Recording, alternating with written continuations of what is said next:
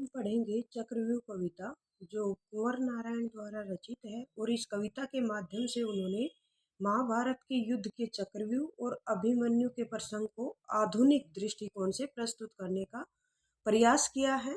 और उन्होंने यह स्पष्ट करने का प्रयास किया है कि हर युद्ध में विजय के लिए छल को हथियार बनाया जाता रहा है और विजय को सच्चाई से क्या है, बड़ा माना जाता रहा है। तो देखते हैं वो कविता में क्या कहते हैं। युद्ध की प्रतिध्वनि जगाकर जो हजारों बार दोहराई गई, रक्त की विरुदावली कुछ और रंग कर लोरियों के संग जो गाई गई, उसी इतिहास की स्मृति उसी संसार में लौटे हुए ओ योद्धा तुम कौन हो। वो किससे प्रश्न करते हैं? योद्धा से। और योद्धा यहाँ कौन है? अभिमन्यु।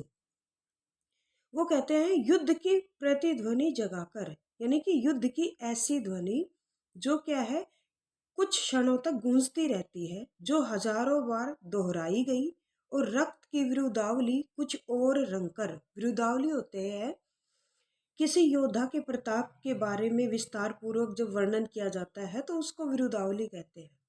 तो कहते हैं जो योद्धा है उसकी यशोगाथा को रक्त के साथ और रंग कर लोरियों के साथ उसको क्या किया गया, गाया गया। उसी इतिहास की स्मृति, उसी इतिहास की याद में, उसी संसार में लौटे हुए ओ योद्धा तुम कौन हो। फिर योद्धा कहता है, यानी कि अभिमन्यु, मैं नवागत वह अजित अभिमन्यु हूँ। प्रारब्ध जिसका गर्भ ही से हो चुका निश्चित, परिचित जिंदगी के व्यूह में फेंका हुआ उन्माद, बांधी पंक्तियों को तोड़ कर्मशः लक्ष्य तक बढ़ता हुआ जयनाद, मेरे हाथ में टूटा हुआ पहिया, पिघलती आग सी संध्या, बदन पर एक फूटा कवच, सारी देह छत विछत, धरती खून में जो सनी लथपथ लाश, सिर पर गिद्ध सा मंडरा रहा आकाश। अभिमन्यु कहता है मैं अभी नया आया हुआ और क्या है, अपराजित अभिमन्यु हूँ। प्रारब्ध, प्रारब्ध का अर्थ होता भाग्य, कि जिसका भाग्य गर्भ में ही निश्चित हो चुका था। परिचित जिंदगी के व्यू में फेंका हुआ मैं क्या हूँ, उन्माद हूँ। बांधी पंक्तियों को तोड़ कर्मशः लक्ष्य तक बढ़ता हुआ जयनाद, और मैं बंधी बंधाई पंक्तियों को तोड़कर निरंतर अपने लक्ष्य की ओर बढ़ने वाला जयनाद, यानी कि विजय का घोष हूँ। मेरे हाथ में टूटा हुआ पहिया है, पिघलती आग सी संध्या, और संध्या आग के समान पिघल रही है। बदन पर एक टूटा फूटा कवच है, सारी देह छत विछत हो चुकी है, यानी कि लहूलुहान हो चुकी है। धरती खून में जो सनी लथपथ लाश, और धरती खून में ऐसे सनी है जैसे कोई लाश हो। सिर पर गिद्ध सा मंडरा रहा आकाश, और सिर पर गिद्ध के समान जो आकाश है वो मंडरा रहा है। मैं बलिदान इस संघर्ष में कटु व्यंग हूँ उस तर्क पर जो जिंदगी के नाम पर हारा गया। आहूत हर युद्धाग्नि में वह जीव हूँ निष्पाप, जिसको पूज कर मारा गया। वह शीश जिसका रक्त सदियों तक बहा, वह दर्द जिसको बेगुनाहों ने सहा। तो कवि क्या कहता है कि मैं बलिदान इस संघर्ष में क्या हूं, मैं बलिदान के समान हूं। और कटु उस तर्क का क्या हूं, मैं कटु व्यंग हूं जो जिंदगी के नाम पर हारा गया। आहूत हर युद्धाग्नि में, और उस युद्ध अग्नि में आहूत यानी कि बुलाया गया। वह जीव हूँ निष्पाप, और वह निष्पाप जीव हूँ जिसको युद्ध अग्नि में क्या किया गया था, बुलाया गया था, जिसको पूज कर मारा गया। कि मैं वह निष्पाप जीव हूँ जिसको युद्ध अग्नि में बुलाकर पूज कर मारा गया। वह शीश जिसका रक्त सदियों तक बहा, कि वह शीश हूँ जिसका रक्त सदियों से बहता आ रहा है। वह दर्द, मैं वह दर्द हूँ जिसको बेगुनाहों ने क्या किया है, सहा है।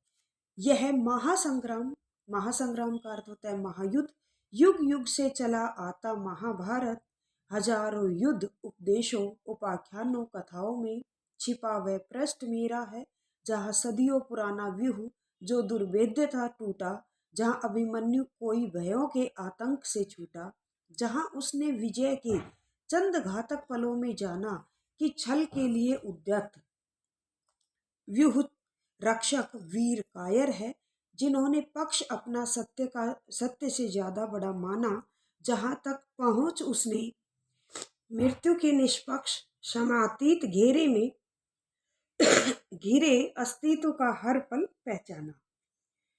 तो इन पंक्तियों में जो योद्धा है यानी कि अभिमन्यु है, वो कहते हैं कि महाभारत का युद्ध, जो ये महायुद्ध है, युगों युगों से क्या है चला आ रहा है।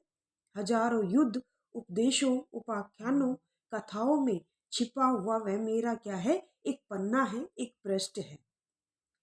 अच्छा, जहाँ अभिमन्यु कोई भयंकों से आतंक से छूटा, जहाँ क्या है भय के आतंक से अभिमन्यु क्या किया था, नहीं डरा था।